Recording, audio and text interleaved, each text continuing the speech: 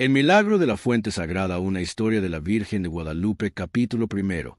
La sequía de San Cristóbal en el pequeño pueblo de San Cristóbal de las Flores, enclavado entre las montañas del estado de Puebla. El año 1987 se recordaría para siempre como el año de la gran sequía.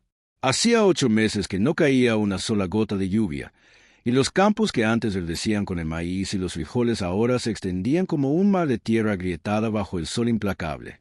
Esperanza Morales, de 62 años, se levantaba cada mañana antes del alba para caminar 2 kilómetros hasta el pozo comunitario, cargando 2 cántaros de barro que habían pertenecido a su abuela. Sus manos, curtidas por décadas de trabajo en el campo, temblaban ligeramente no por la edad, sino por la preocupación que la consumía día y noche. El pozo, que durante generaciones había sido la fuente de vida del pueblo, ahora mostraba apenas un hilo de agua turbia en el fondo. Don Aurelio, el hombre más anciano de San Cristóbal, decía que en sus 85 años nunca había visto una sequía tan devastadora. «Es un castigo del cielo», murmuraban algunas personas en la plaza después de la misa dominical. «Hemos ofendido a Dios de alguna manera». Pero Esperanza no creía en castigos divinos. Criada por una madre profundamente devota de la Virgen de Guadalupe, había aprendido desde pequeña que la morenita del Tepeyac era compasiva y misericordiosa, especialmente con los pobres y los que sufrían. Capítulo segundo. La crisis del pueblo. San Cristóbal de las Flores tenía apenas 300 habitantes, la mayoría familias campesinas que habían vivido en esas tierras durante generaciones. La economía del pueblo dependía completamente de la agricultura de temporal y de los pequeños huertos familiares que cada casa mantenía con esmero. La sequía había comenzado en enero, después de un invierno inusualmente seco. Al principio, los habitantes mantuvieron la esperanza de que las lluvias de primavera llegarían como siempre. Pero marzo pasó sin una nube, abril se fue en polvo y viento, y mayo trajo solo cielos despejados y un sol abrasador. Para junio, la situación se había vuelto crítica. Los animales comenzaron a morir. Primero las aves de corral, luego las cabras y finalmente el ganado mayor.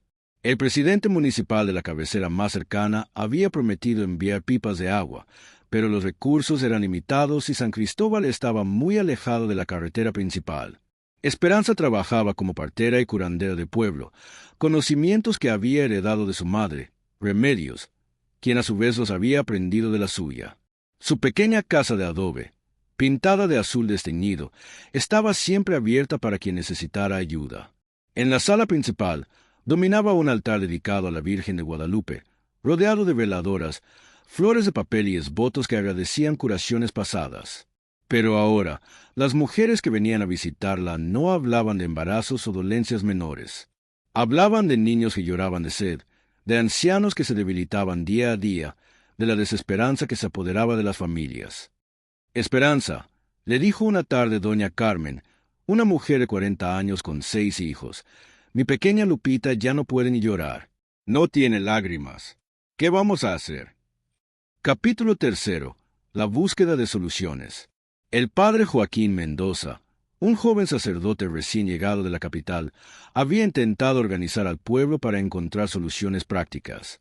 Graduado en ingeniería antes de recibir la vocación religiosa, sugirió excavar pozos más profundos e implementar sistemas de captación de rocío. «Debemos unir la fe con la acción», decía él durante sus homilías dominicales. «Dios nos ha dado inteligencia para resolver nuestros problemas». Pero los recursos del pueblo eran mínimos. Los hombres trabajaron durante semanas cavando pozos adicionales, solo para encontrar tierra seca hasta profundidades que sus herramientas rudimentarias no podían alcanzar. Las técnicas de captación de rocío produjeron apenas unos litros por día, insuficientes para las necesidades básicas de supervivencia. Esperanza había participado activamente en estos esfuerzos, pero por las noches, cuando se quedaba sola en su casa, se arrodillaba frente al altar de la Virgencita y rezaba con la intensidad que solo conocen quienes han visto sufrir a los inocentes. «Madre mía», susurraba, «tú que apareciste en el cerro del Tepeyac para ayudar a los pobres indígenas, ayúdanos ahora. No te pido riquezas ni comodidades, solo agua para que los niños no mueran de sed». Una noche de julio, mientras rezaba el rosario como todas las noches, Esperanza tuvo un sueño extraordinario. Vio a una mujer hermosa, vestida con un manto azul estrellado y un vestido rosa, caminando por las calles polvorientas de San Cristóbal. La mujer se dirigía hacia las afueras del pueblo, hacia una colina pedregosa que los habitantes llamaban Cerro de la Cruz por la cruz de madera que habían erigido allí décadas atrás. Capítulo 4. El sueño profético. En el sueño, Esperanza siguió a la mujer misteriosa por el sendero que llevaba al Cerro de la Cruz. Era de noche, pero una luz suave emanaba de la figura, iluminando el camino. Los pies de la mujer parecían no tocar el suelo polvoriento, y donde pisaba, Esperanza veía que brotaba hierba verde y flores silvestres. La mujer se detuvo en un punto específico de la ladera, aproximadamente a mitad del camino hacia la cima. Se arrodilló y puso las manos sobre la tierra seca y agrietada. Inmediatamente, el suelo comenzó a agrietarse de una manera diferente, y de las grietas empezó a brotar agua cristalina. «Hija mía», le dijo la mujer a Esperanza sin voltear a verla, con una voz que era como música celestial. «Dile a tu pueblo que cabe aquí. Encontrarán el agua que necesitan. Pero deben hacerlo con fe, no solo con las manos, sino con el corazón». Esperanza quiso preguntarle quién era, aunque en su corazón ya lo sabía, pero la mujer continuó hablando. «Yo soy la Virgen de Guadalupe, la madre de todos los mexicanos. He escuchado el llanto de los niños y las oraciones de las madres. Este pueblo ha sufrido bastante. Es tiempo de que la esperanza renazca como el agua que brotará de esta tierra». La mujer se incorporó y se volvió hacia Esperanza. Su rostro era el mismo que había visto miles de veces en las imágenes de la Virgen de Guadalupe, pero ahora estaba vivo, lleno de ternura maternal y compasión infinita. «¿Pero cómo voy a convencer a la gente, madrecita?», preguntó Esperanza. «Soy solo una mujer anciana y sin educación». «Juan Diego también era humilde», respondió la Virgen con una sonrisa, «y mira cómo su obediencia cambió la historia de México. La fe no necesita títulos ni riquezas, solo un corazón dispuesto a servir». Capítulo 5. El despertar y la duda. Esperanza despertó con las primeras luces del alba, con el corazón latiendo aceleradamente y la certeza de que lo que había experimentado no era un sueño común. Podía recordar cada detalle con una claridad sorprendente. El lugar exacto donde la Virgen se había arrodillado, las palabras que le había dicho, incluso el perfume suave de rosas que había llenado el aire durante toda la visión. Se levantó inmediatamente. Se persignó frente al altar de la Virgen y se dirigió a la cocina para preparar su desayuno de café aguado y tortillas duras, los únicos alimentos que le quedaban. Pero no tenía hambre. Su mente estaba completamente ocupada con la visión y con la tremenda responsabilidad que sentía sobre sus hombros. ¿Cómo iba a contarle al pueblo lo que había visto? ¿La creerían? Conocía bien la mentalidad de su gente. Eran devotos, sí, pero también prácticos. Habían pasado meses buscando agua sin éxito, y la desesperanza había hecho que algunos comenzaran a perder la fe. Decidió comenzar por el padre Joaquín. Si podía convencer al sacerdote, quizás se podría ayudarla a presentar el mensaje al resto del pueblo de una manera que fuera tomada en serio. Después del desayuno, Esperanza caminó las 3 cuadras que separaban su casa de la pequeña iglesia de San Cristóbal Mártir, el santo patrono del pueblo. La iglesia, construida en el siglo XVIII, mostraba los efectos de la sequía incluso en su estructura. Las vigas de madera crujían más de lo usual, y el adobe de las paredes presentaba nuevas grietas cada día. Capítulo 6. El encuentro con el padre Joaquín. Esperanza encontró al padre Joaquín en la sacristía, organizando los pocos ornamentos que tenía la iglesia. El joven sacerdote, de 35 años, había llegado a San Cristóbal hacía apenas 2 años, pero ya se había ganado el respeto y el cariño de los feligreses por su dedicación y su enfoque práctico de los problemas. «Buenos días, Esperanza», la saludó con una sonrisa cansada. «¿Cómo amaneciste?» «Padre», comenzó ella, sin saber muy bien cómo abordar el tema, «necesito contarle algo muy importante, pero le pido que me escuche con paciencia antes de juzgar si estoy loca o no». El padre Joaquín dejó los ornamentos sobre la mesa y prestó atención completa. Conocía a Esperanza lo suficiente para saber que era una mujer sensata y equilibrada, no dada a fantasías o exageraciones. Esperanza le contó su visión con todos los detalles, desde el momento en que vio a la mujer hermosa hasta las últimas palabras que le había dirigido la Virgen. Habló con voz firme pero emocionada, y el padre notó que sus manos temblaban ligeramente al describir el rostro de la Virgen. Cuando terminó su relato, se hizo un silencio largo en la sacristía. El padre Joaquín se había quedado pensativo, con las manos juntas y la mirada fija en el crucifijo que colgaba de la pared.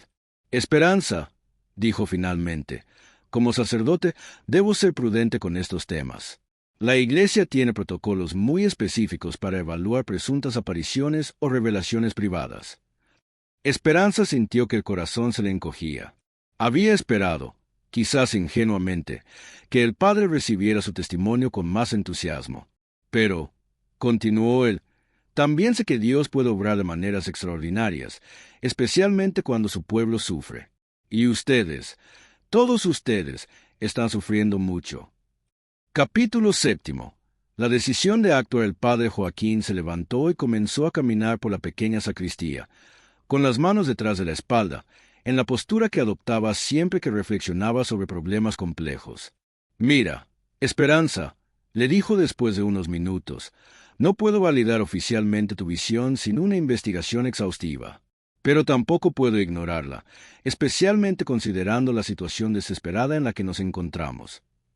Se detuvo frente a ella y la miró directamente a los ojos. «¿Tienes la certeza absoluta de que puedes encontrar el lugar exacto donde la Virgen te mostró que debíamos cavar?» «Sí, padre», respondió Esperanza sin vacilación. «Podría encontrarlo con los ojos cerrados. Está grabado en mi memoria como si fuera ayer». «Entonces propongo esto», dijo el padre Joaquín después de otro momento de reflexión. «Hoy es sábado.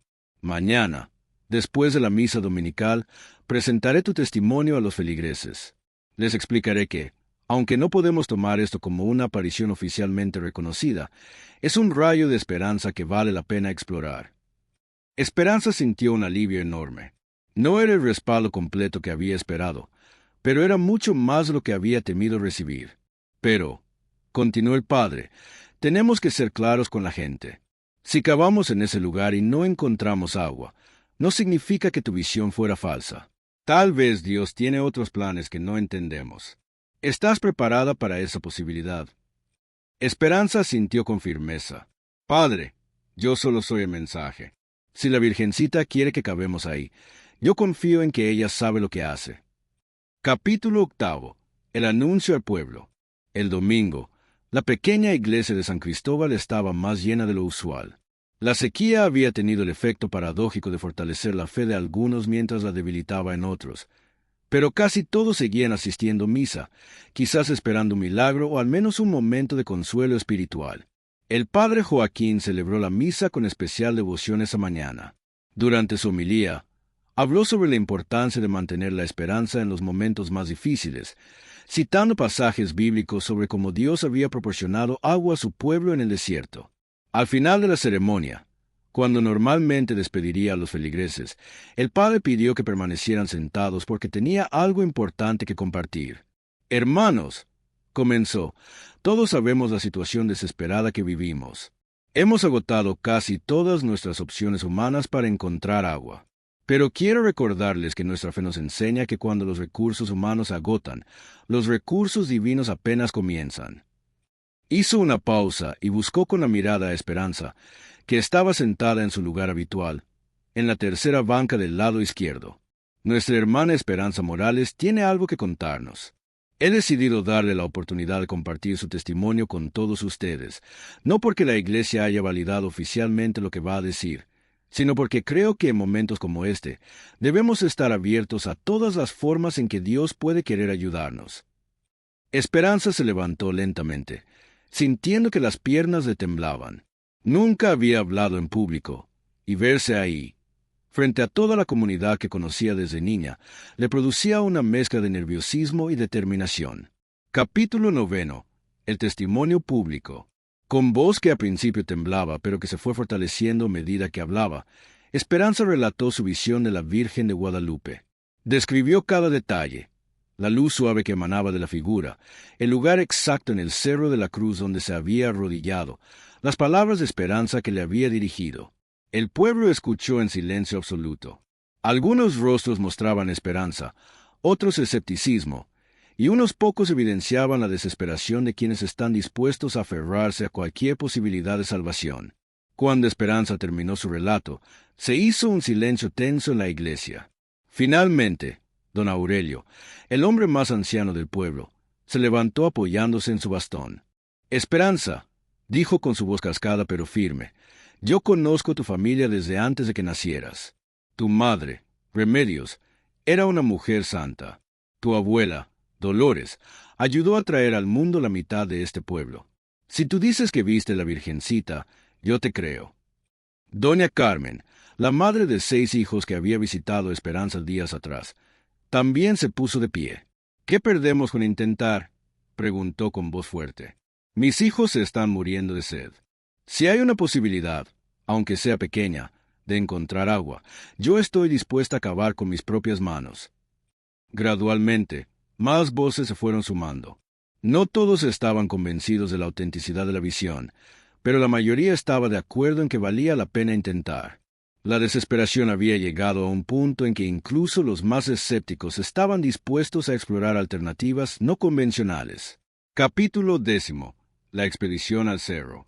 Esa misma tarde, después de un almuerzo frugal, casi todo el pueblo se dirigió hacia el Cerro de la Cruz. Los hombres llevaban palas, picos y barras. Las mujeres portaban cántaros y recipientes de todo tipo, por si acaso encontraban agua inmediatamente. Los niños corrían entre los adultos, contagiados por la emoción de la aventura. Esperanza caminaba al frente del grupo, junto al padre Joaquín. Había estado en el Cerro de la Cruz cientos de veces a lo largo de su vida, pero esa tarde se sentía como si fuera la primera vez. Cada paso la acercaba al lugar donde, según su visión, la Virgen le había mostrado que encontrarían agua. A medida que subían por el sendero polvoriento, Esperanza comenzó a reconocer los puntos de referencia que había visto en su sueño: una roca con forma peculiar, un mezquite retorcido por el viento, una pequeña depresión natural en el terreno.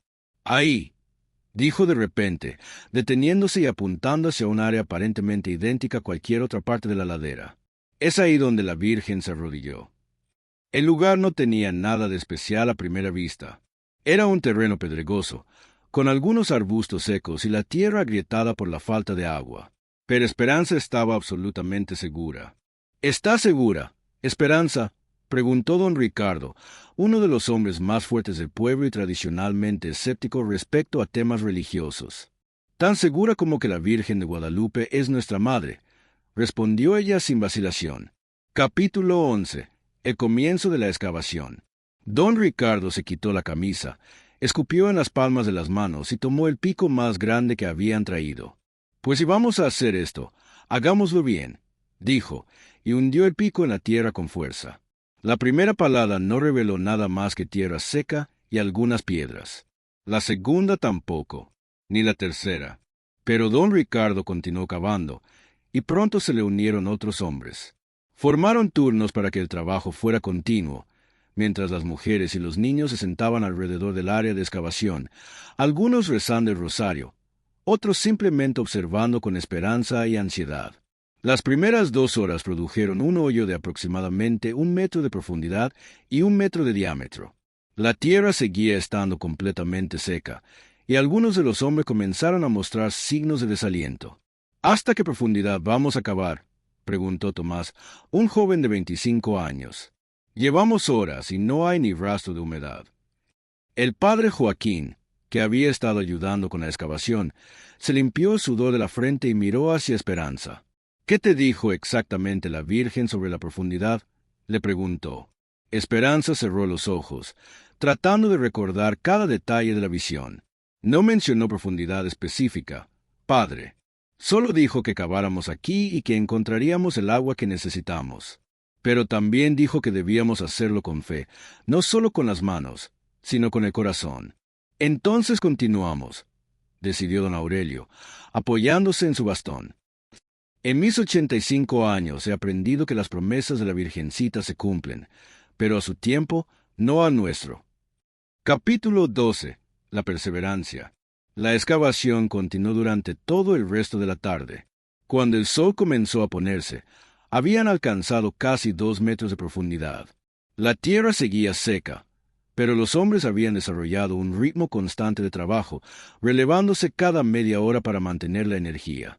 Las mujeres habían organizado un sistema para llevar agua para los trabajadores desde el pozo del pueblo, aunque las reservas eran cada vez más escasas. Algunas habían regresado a sus casas para preparar una cena ligera, que trajeron de vuelta al cerro para alimentar a los excavadores.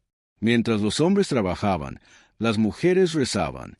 Habían comenzado con el rosario tradicional, pero gradualmente habían evolucionado hacia una oración comunitaria más espontánea, intercalando jaculatorias a la Virgen de Guadalupe con cantos tradicionales mexicanos. Virgencita de Guadalupe, cantaban suavemente, tú que eres nuestra madre, no nos abandones en esta hora. Los niños, inicialmente emocionados con la aventura, comenzaron a mostrar cansancio y sed. Algunos de los más pequeños lloraban, y sus madres los consolaban como podían, aunque ellas mismas estaban llenas de ansiedad. Esperanza permanecía al borde del hoyo, observando cada palada de tierra que salía. Su fe no había flaqueado, pero comenzaba a sentir el peso de la responsabilidad. ¿Y si se había equivocado? ¿Y si había interpretado mal su sueño? El pueblo estaba gastando sus últimas energías y sus últimas reservas de agua en este esfuerzo. Capítulo 13. La señal de esperanza. Era casi medianoche cuando ocurrió. Don Ricardo acababa de bajar al hoyo para continuar la excavación cuando su pico golpeó algo diferente. En lugar del sonido seco de metal contra tierra pedregosa, se escuchó un sonido más suave, como de metal contra barro húmedo. ¡Esperen!, gritó él, y todos los que estaban en el cerro se acercaron al borde del hoyo. Don Ricardo se arrodilló en el fondo de la excavación y comenzó a escarbar con las manos. La tierra estaba definitivamente más húmeda, y tenía un color más oscuro que las capas superiores. ¡Hay humedad!, gritó, y un murmullo de emoción se extendió entre la multitud. Esperanza se santiguó y murmuró una oración de agradecimiento. Aún no era agua corriente, pero era la primera señal de que podrían estar en el camino correcto. «Sigan cavando», ordenó el padre Joaquín, pero con cuidado. «Vamos despacio para no dañar lo que pueda haber abajo». Los hombres se turnaron para trabajar con más cuidado ahora, usando principalmente las manos y herramientas pequeñas.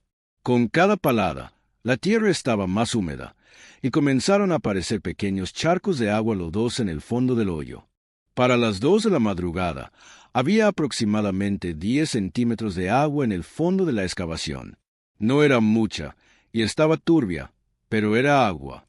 «¡Es agua!», gritó doña Carmen, y todas las mujeres comenzaron a llorar de alegría y a cantar alabanzas. Pero Esperanza sabía que esto era solo el comienzo. En su visión, había visto agua cristalina brotando abundantemente de la tierra. Lo que tenían ahora era esperanzador, pero aún no era el milagro completo. Capítulo 14. El segundo día. Al amanecer, casi todo el pueblo seguía en el cerro. Muchos habían dormitado apoyados contra las rocas o los árboles, pero nadie había querido irse a casa por miedo a perderse el momento en que el agua comenzara a brotar abundantemente. Con la luz del día, pudieron evaluar mejor su progreso. El hoyo tenía ahora casi 3 metros de profundidad, y el agua en el fondo había aumentado a unos 20 centímetros. Seguía siendo turbia, pero cuando don Ricardo la probó, declaró que tenía un sabor limpio, sin las impurezas salinas que a veces se encontraban en pozos poco profundos. El padre Joaquín organizó una misa improvisada en el lugar, usando una roca plana como altar. Durante la homilía, habló sobre la paciencia y la perseverancia de la fe, recordando cómo Moisés había golpeado la roca en el desierto para que brotara agua para el pueblo de Israel. «Hermanos», dijo, «creo que estamos presenciando algo extraordinario. Puede que no sea exactamente como lo esperábamos, pero Dios está respondiendo a nuestras oraciones». Después de la misa, los hombres reanudaron la excavación con renovado entusiasmo. Habían desarrollado un sistema más eficiente. Uno bajaba al hoyo para cavar, mientras otros sacaban la tierra y el agua con baldes. A medida que profundizaban, el agua seguía aumentando. Para el mediodía, tenían que achicar constantemente el agua que se acumulaba para poder continuar cavando. Capítulo 15. El milagro se revela. Fue a las 3 de la tarde del segundo día cuando ocurrió lo que Esperanza había visto en su visión. Tomás estaba en el fondo del hoyo, cavando cuidadosamente, cuando su pala tocó algo duro. «Hay una roca grande aquí», gritó hacia arriba. Trata de moverla, le respondió don Ricardo. Tomás trabajó durante varios minutos, removiendo tierra alrededor de lo que parecía ser una piedra grande y plana. Cuando finalmente logró hacer palanca para moverla, lo que sucedió a continuación dejó a todos sin palabras. Un chorro de agua cristalina brotó del lugar donde había estado la piedra, como si hubieran destapado un manantial subterráneo que había estado esperando durante siglos para ser liberado. ¡Agua!, gritó Tomás, saltando del hoyo mientras el agua comenzaba a llenar rápidamente la excavación. «Es agua limpia y abundante». El júbilo fue indescriptible. Las mujeres cantaron, los hombres se abrazaron, los niños saltaron de alegría. Algunos se postraron en el suelo para agradecer a la Virgen de Guadalupe, otros corrieron hacia el pueblo para dar la buena noticia a quienes no habían podido venir. Esperanza se arrodilló al borde de lo que ahora era claramente un pozo artesiano, con lágrimas corriendo por sus mejillas. El agua que brotaba era exactamente como la había visto en su visión, cristalina, abundante y con un sonido musical mientras llenaba la excavación. Capítulo 16. La confirmación del milagro. En las horas siguientes, el agua siguió brotando sin disminuir. Para la noche, habían llenado todos los recipientes que habían traído y habían construido un pequeño dique temporal para contener el flujo y crear un depósito. El padre Joaquín tomó muestras del agua en recipientes limpios para llevarlas al laboratorio del hospital regional, pero incluso sin análisis científicos, era evidente que el agua era de excelente calidad. Era cristalina, sin olor y tenía un sabor fresco y puro. Don Aurelio, que había vivido en San Cristóbal toda su vida, declaró que nunca había habido indicios de que pudiera haber un manantial en esa ubicación. «Mi padre y mi abuelo conocían cada metro de este cerro», dijo. «Nunca mencionaron la posibilidad de agua aquí. Esto es obra de la Virgencita, no hay duda». Doctor Hernández, el médico que visitaba el pueblo una vez por semana, llegó esa noche para evaluar la situación. Después de examinar el agua y el lugar donde brotaba, quedó perplejo. «Geológicamente, esto no debería ser posible», admitió. «Esta zona está en una elevación donde normalmente no se encuentran manantiales artesianos, y la cantidad de agua que está brotando sugiere un acuífero mucho más grande de lo que cabría esperar en esta formación rocosa». Capítulo 17. La transformación del pueblo. En los días siguientes, San Cristóbal de las Flores se transformó completamente. El agua del manantial milagroso no solo era suficiente para las necesidades de consumo del pueblo, sino que también permitió regar los campos y huertos que habían estado secos durante meses. Las familias organizaron turnos para llevar agua desde el cerro hasta sus casas, pero pronto se hizo evidente que necesitarían una solución más permanente. Los hombres del pueblo, dirigidos por el padre Joaquín con sus conocimientos de ingeniería, comenzaron a construir un sistema de canalización que llevara el agua desde manantial hasta una cisterna central en el pueblo. Esperanza se convirtió en la guardiana no oficial del manantial. Todas las mañanas subía al cerro para limpiar el área alrededor del pozo y mantener las velas encendidas en el pequeño altar que habían construido junto al manantial. Había colocado allí una imagen de la Virgen de Guadalupe que había pertenecido a su madre, y los visitantes que comenzaron a llegar dejaban flores, velas y pequeños esbotos. Los campos que habían estado áridos durante meses comenzaron a reverdecer. En cuestión de semanas, aparecieron brotes verdes donde antes solo había tierra agrietada. Los animales que habían sobrevivido a la sequía se recuperaron rápidamente, y aquellos que habían muerto fueron reemplazados con nueva esperanza. Pero el milagro del agua trajo consigo algo más que supervivencia física. Trajo renovación espiritual.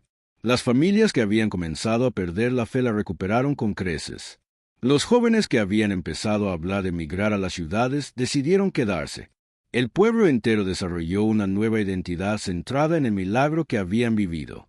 Capítulo 18. La investigación eclesiástica.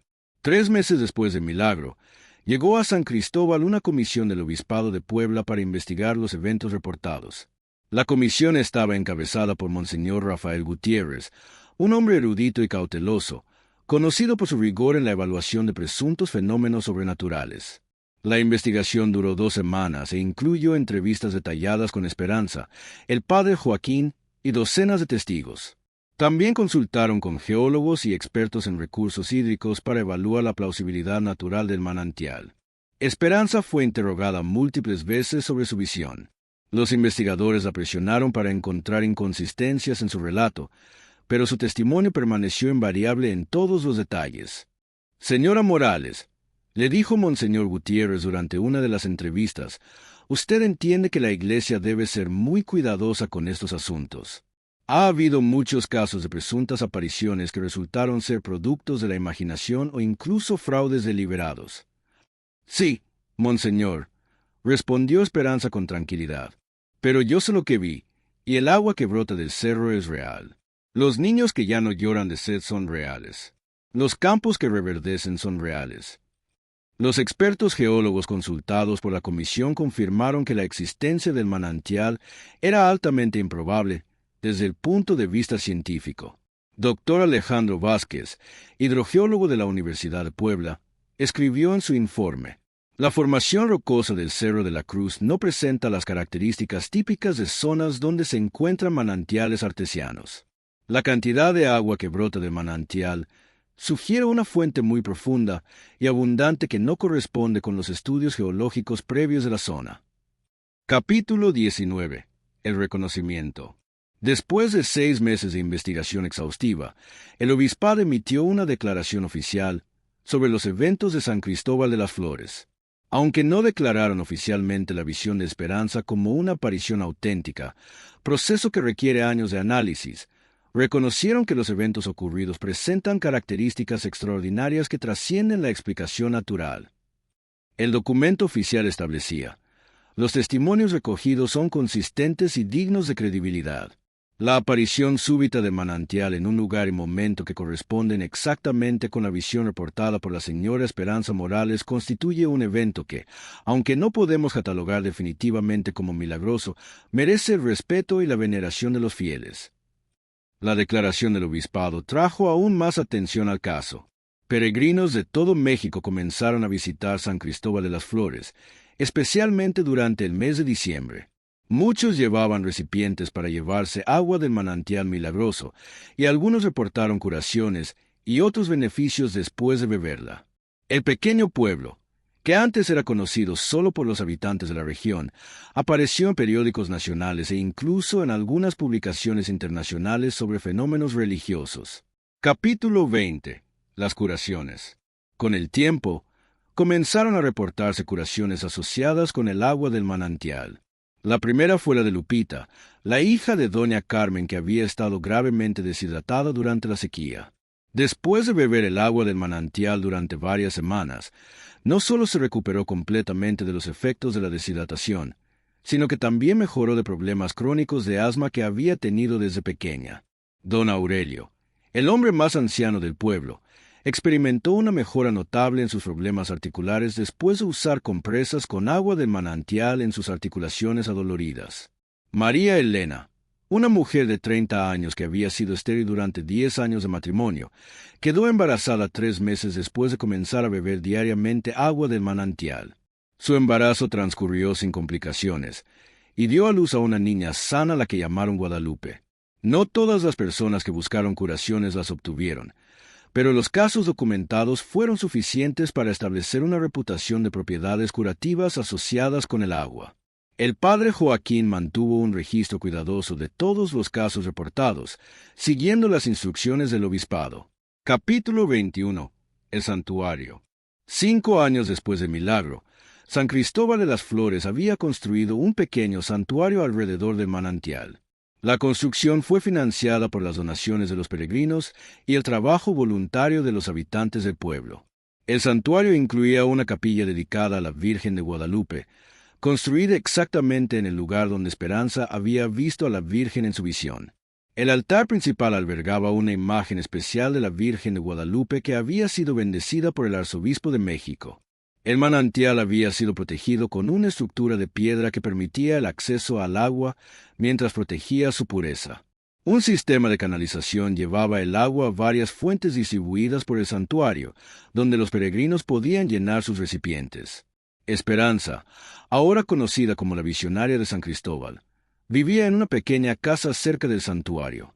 A los 70 años, Seguía siendo la guardiana principal del lugar, dirigiendo las oraciones matutinas y atendiendo a los peregrinos que llegaban buscando consejo espiritual. «Yo no soy santa», les decía siempre a quienes la trataban con excesiva reverencia.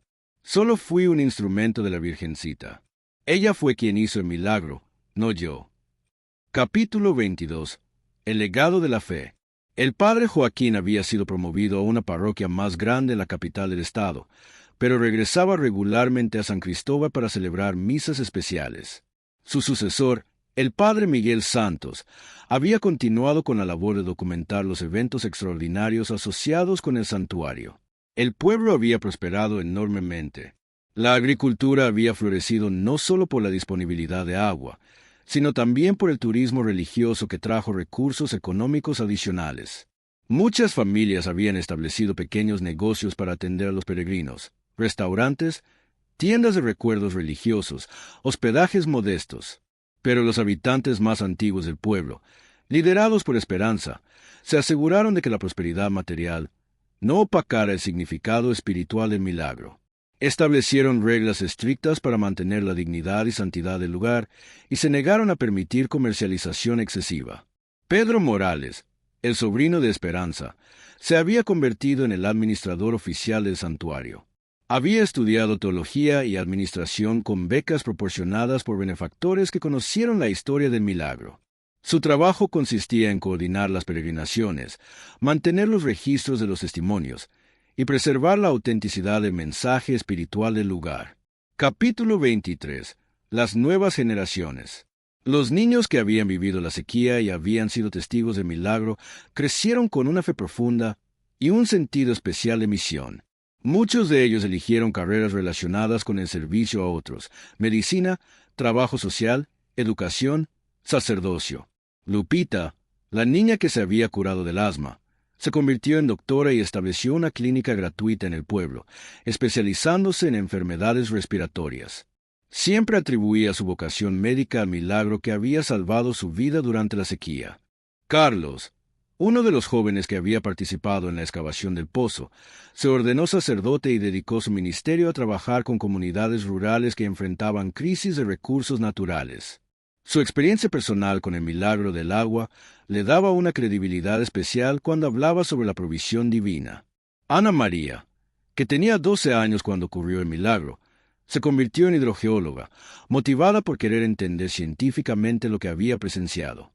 Aunque nunca pudo explicar completamente el fenómeno del manantial desde el punto de vista científico, su carrera le permitió ayudar a muchas comunidades a encontrar fuentes de agua potable. Capítulo XIV. El 20º aniversario. En 2007, San Cristóbal de las Flores celebró el 20º aniversario del milagro con una gran festividad que duró una semana. Peregrinos de todo México y de otros países llegaron para participar en las celebraciones, que incluyeron misas especiales, procesiones y testimonios de personas que habían experimentado bendiciones asociadas con el santuario. Esperanza, ahora de 82 años, presidió muchas de las ceremonias. Aunque su salud era frágil, su espíritu permanecía fuerte y su fe inquebrantable. Durante la misa principal del aniversario, dio un testimonio emocionado sobre los 20 años que habían pasado desde su visión. «Hace 20 años», dijo con voz temblorosa pero clara, «yo era solo una anciana desesperada que no sabía cómo ayudar a su pueblo. La Virgencita me eligió no porque fuera especial, sino porque necesitaba a alguien que estuviera dispuesta a confiar completamente en ella». Hizo una pausa y miró hacia el manantial, que seguía fluyendo abundantemente después de 2 décadas. «El agua que brota de esta tierra no es solo H2O», continuó. «Es esperanza líquida. Es la prueba de que la Madre de Dios sigue cuidando a sus hijos mexicanos, especialmente a los más pobres y necesitados». El arzobispo de México, que había venido especialmente para la celebración, anunció durante la ceremonia que se iniciaría el proceso formal para considerar la beatificación de Esperanza Morales, el primer paso hacia la canonización. Capítulo 25. Los estudios científicos modernos. Con motivo del aniversario, un equipo internacional de geólogos, hidrólogos y otros científicos llegó a San Cristóbal para realizar un estudio exhaustivo del manantial. Utilizando tecnología moderna que no había estado disponible en 1987, Querían determinar si ahora podían explicar científicamente el fenómeno. Los estudios duraron 6 meses e incluyeron perforaciones exploratorias, análisis isotópicos del agua, estudios sísmicos de la zona y mapeo detallado del acuífero subterráneo. Los resultados, publicados en varias revistas científicas especializadas, fueron sorprendentes. El equipo descubrió que el manantial se alimentaba de un acuífero profundo que se extendía por cientos de kilómetros cuadrados, mucho más vasto de lo que había sugerido cualquier estudio geológico previo de la región. Dr. Sarah Mitchell, hidrogeóloga de la Universidad de California que lideró el estudio, escribió en su informe final: aunque hemos podido identificar la fuente del agua y mapear el sistema acuífero, la pregunta que permanece sin respuesta es por qué este manantial no existía antes de 1987. No hay evidencia geológica de cambios sísmicos o de otro tipo que pudieran haber liberado el agua en esa fecha específica. El equipo también analizó la composición química del agua y encontró que tenía una pureza excepcional y una composición mineral única que no correspondía exactamente con otras fuentes de agua de la región.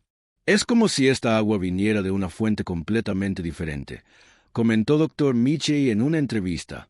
Científicamente, podemos describir lo que hay, pero no podemos explicar completamente por qué apareció cuando apareció. Capítulo 26. El final de una era.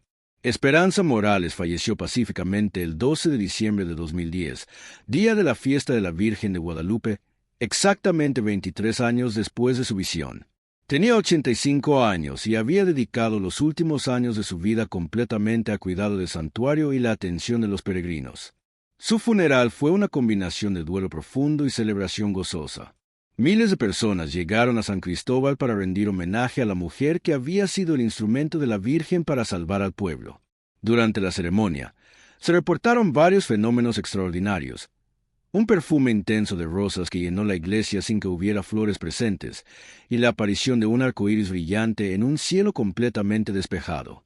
El proceso de beatificación de Esperanza continuó después de su muerte, con testimonios de cientos de personas que atribuían milagros y bendiciones a su intercesión. El postulador de la causa recopiló más de 1000 páginas de testimonios documentados. Pedro Morales asumió oficialmente el cuidado del santuario después de la muerte de su tía. Había sido entrenado por ella durante años y conocía cada aspecto de la administración del lugar y la atención a los peregrinos.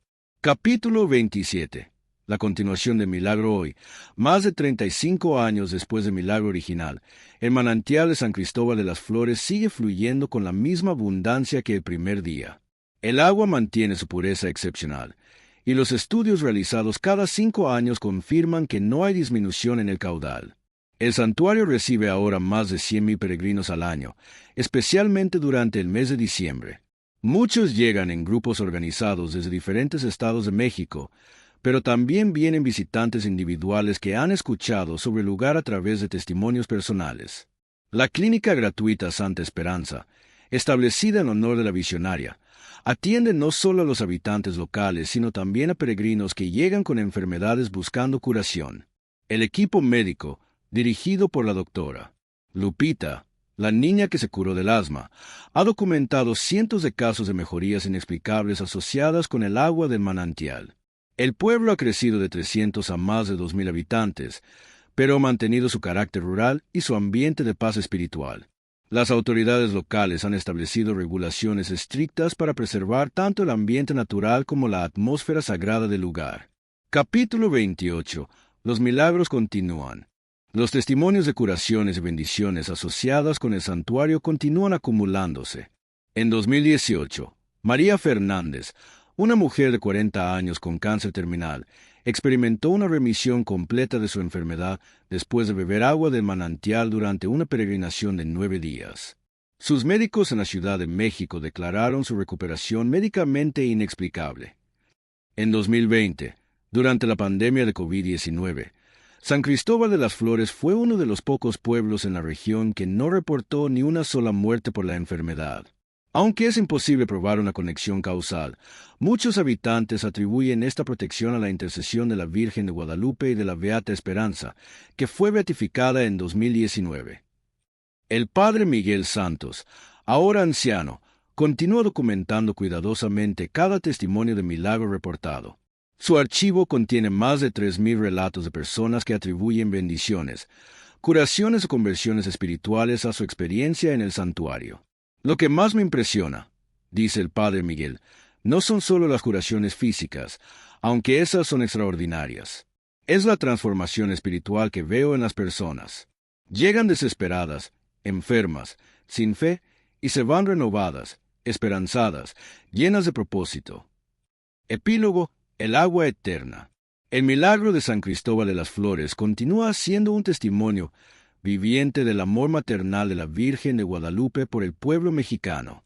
Lo que comenzó como la desesperada oración de una mujer anciana durante una sequía devastadora se ha convertido en una fuente permanente de esperanza espiritual y física para miles de personas.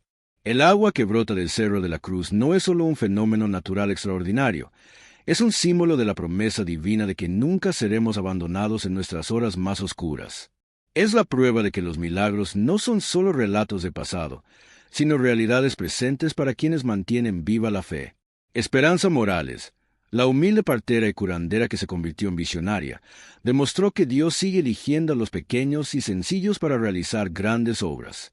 Su legado vive no solo en el agua que sigue brotando, sino en las miles de vidas que han sido tocadas por su testimonio de fe inquebrantable. Los visitantes que llegan hoy a San Cristóbal de las Flores encuentran mucho más que agua pura. Encuentran una comunidad transformada por la gracia, un pueblo que aprendió que los milagros ocurren cuando la desesperación humana se encuentra con la misericordia divina. Y el agua sigue fluyendo, cristalina y abundante, recordando a cada peregrino que bebe de ella las palabras que la Virgen de Guadalupe dirigió a Juan Diego hace casi 5 siglos. ¿No estoy yo aquí, que soy tu madre?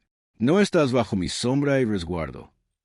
En San Cristóbal de las Flores, esas palabras no son solo historia antigua, son promesa viva, renovada cada día en el murmullo constante del agua que brota de la tierra árida convertida en fuente de vida eterna. ¿No estoy yo aquí, que soy tu madre? ¿No estás bajo mi sombra y resguardo? ¿No soy yo tu fuente de vida? ¿No estás en el hueco de mi manto, en el cruzar de mis brazos? Hay algo más que necesites. Palabras de la Virgen de Guadalupe a Juan Diego, 1531. La historia de Esperanza Morales y el milagro del agua de San Cristóbal de las Flores permanece como testimonio de que la intercesión maternal de la Virgen de Guadalupe continúa manifestándose en nuestros días, trayendo esperanza y renovación a quienes más la necesitan.